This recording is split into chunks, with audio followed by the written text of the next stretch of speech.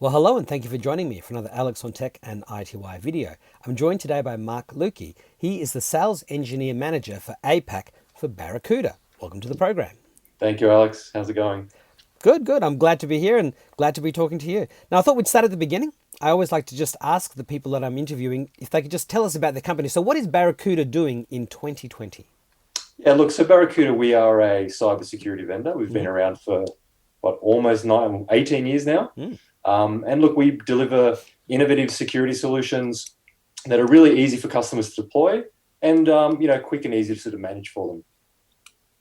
And so what is a little bit about your history in the world of tech?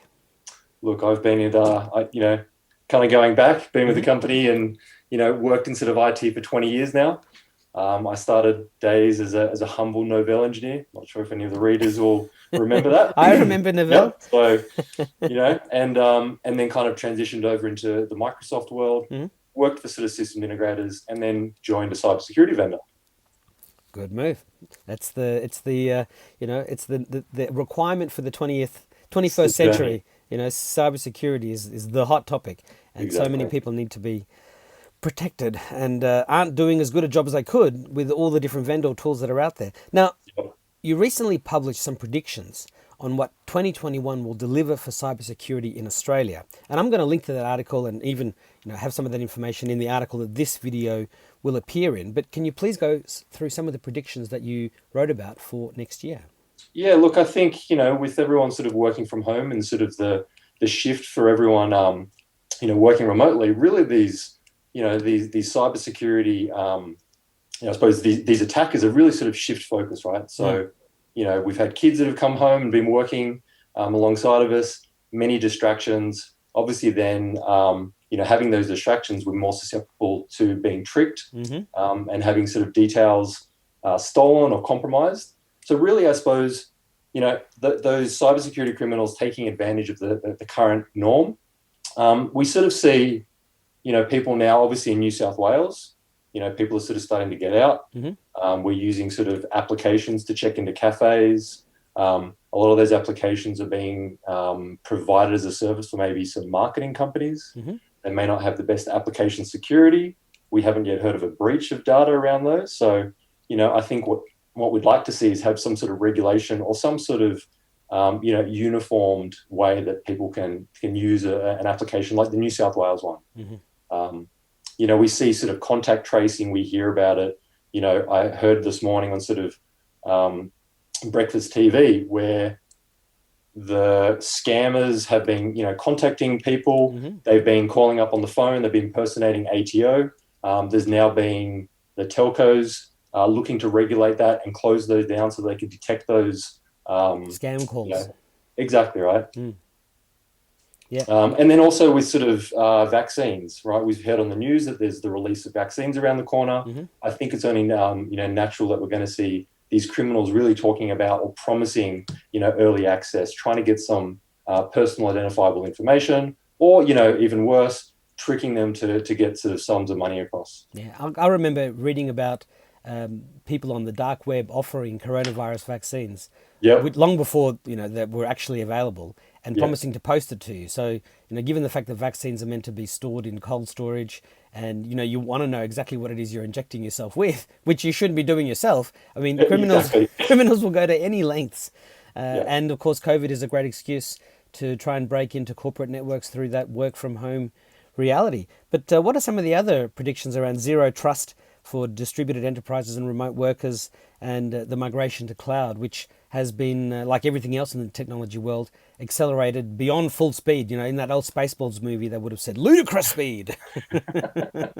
Yeah, most definitely. So look, as people are sort of working from home, they're bringing their own personal devices. Mm-hmm. Most applications now are being written for cloud. They're being developed and deployed in cloud, sort of SaaS models. Yep. So really for companies that are looking for a zero trust, where ultimately they don't trust what's being brought into the network, they need a way to have continuous checks to make sure these devices are compliant and passwords are set, antiviruses are up to date, and ultimately creating very secure means for those applications that may be brought in that aren't controlled by corporate environments. They can build a trust into that. right? So it's kind of the next evolution or the next generation of really VPN technology, where we sort of see VPN potentially having some limitations. If someone's compromised and there's a VPN connected, there's things called, island hopping, where these attackers can get from one network to another. And really zero trust is designed to sort of combat that. Yeah. And eventually we'll end up in some sort of a passwordless environment where, you'll be That's biometrics the dream, right? and all sorts of other things that, make passwords obsolete and make it much harder for the bad guys to Most break definitely. in. And then I think we'd probably come back to the whole physical security aspect, right? Because then those, portable devices are ultimately going to be our main password devices. Right? Biometrics kind of tied into that. Yeah. So I think, ultimately all IT professionals are wishing and wondering when that's going to happen. We can only wish, right? that brings us back to the human element. I mean, humans are always the weakest link in the puzzle. And it seems that even though we hear about companies offering sort of phishing cyber training and, they do various types of training. I mean, we need a lot more of that cybersecurity awareness and training so that companies are building a human firewall as possible. And when all the technology fails, if it does for whatever reason, hopefully your human resources, your staff are the ones who go, hang on, something's just not right here. I better check with IT, or I better check with somebody else before I click on something and ransomware the whole business out of existence. 100%. I like that term, the human firewall. Yeah. And ultimately that's what it is, right? So, being secure for a business is not a destination. It's ultimately the journey to get there. And so for companies that have, good cybersecurity, continuous validation, continuous checking, ultimately they've got a measure set in place so they can, run regular checks to see if, ultimately they've built a security culture within inside those businesses. So we're obviously helping that for customers. And I think for us is to really sort of focus at a grassroots in, schools, higher education, universities, ultimately so we can have that built into, the next generation of employees that are coming into the workforce. Yeah. So I think that's something that's kind of a next thing to come. And we've been doing that with some sort of, private independent schools that have really had that sort of leadership in mind. But ultimately for corporates now, it's, what's in place, how are you doing it, and how are you measuring that against your users? Yeah, I mean, there's two things that I'm thinking of. One, it's long been said that businesses thought that IT was just a function of business, but IT is now the entire business. And also that, decades ago, security wasn't a concern. It was built on, bolted on long after the fact. But today, when you write apps and you're, designing systems, you've got to design it with security at the core as a fundamental part. And of course, by teaching the next generation of youngsters to think that way and for security to be at the core of their learning, well, you upgrade the security everywhere and you make it just a standard. It's just like when you get in the car. If I don't put the seatbelt on when I'm in the car, I feel weird. It doesn't feel right. And I've got older friends who can quite happily get in the car and not put the seatbelt on. And I have to say, hang on, hey, are you going to put the seatbelt on? And they're like, they don't think about it. And it's just a mindset. From that young age, right? Yeah, it's basically from when you were kids, you built that habit from when you were a child, and you're taking that through adulthood. So, So if we can do the same thing. You mentioned about that having things that are being built and sort of run in the cloud. And look, most developers, when you talk security to them, that's a barrier for most developers, right? It's going to break things, going to prevent them from sort of prevent convenience. Yeah. So as we sort of see public cloud being, used more and more, having something that kind of aligns to those developers, kind of sitting in the background, that's always checking, constantly making sure that your security posture is good. That's obviously where we're sort of helping people that are building these applications and moving into public cloud security. Yeah, at a deeper level, which is where it all has to be done these days. Right. Now, as we get towards the end of the interview, I always have sort of three questions that are my sort of hallmark or signature questions I like to end off with. And the first one is all about, getting to the year 2030, which is a nice decade away from where we are now. And I sort of think, with the incredible acceleration the technology is undergoing and the amazing cleverness of the bad guys, how do you think security threats will have evolved by 2030? I mean, obviously the cat and mouse game will continue, but will the bad guys by then be trying to hack our brains or even encrypt the brain chips, like human ransomware sort of thing? And those chips might be normal in a decade. How might we defend against that? Sounds like a Black Mirror episode Yeah, to me. yeah.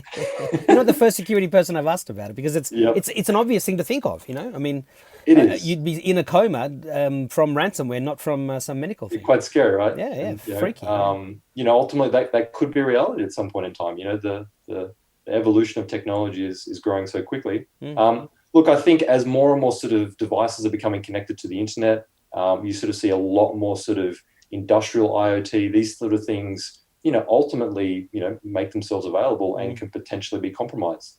What I probably see is that, having those hardware vendors working a lot more closely with cybersecurity specialists and vendors to kind of really build that security at the core of the hardware. Hardware and software are always going to go hand in hand. And I think that's probably where we're going to see that. But in terms of, what's going to happen, I mean, we're talking about spear phishing and all this sort of stuff currently, right?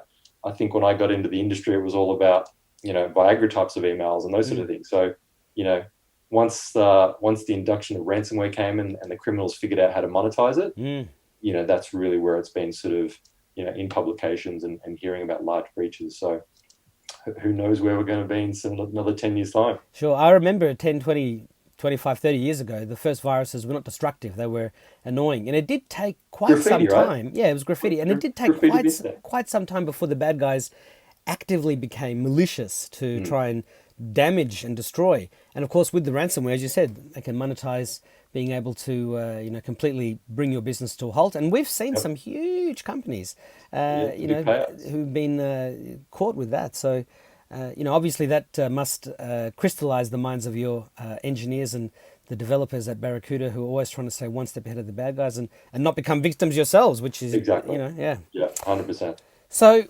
my second last question is always to ask if you could please share the best piece of advice or pieces of advice that have helped you in life to get where you are today. Okay. There's the age-old one of, happy wife, happy life. That's always a good one to sort of remember. Sometimes harder, harder than the rest of the business stuff. Sure, but very important. It is very important.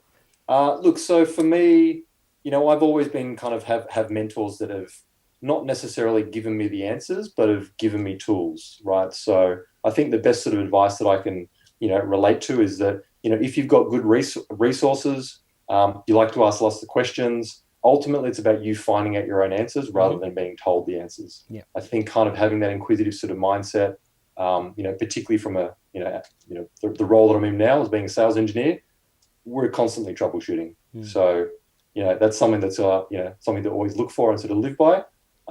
But yeah, the wife one probably helps you get a little bit further.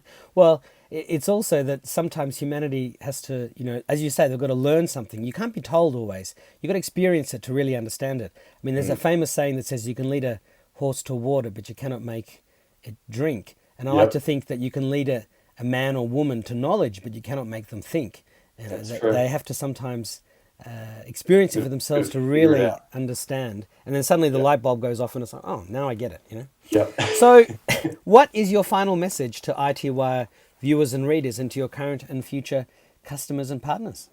Yeah, look, I think, ultimately at the end of the day, cyber threats are always going to be around.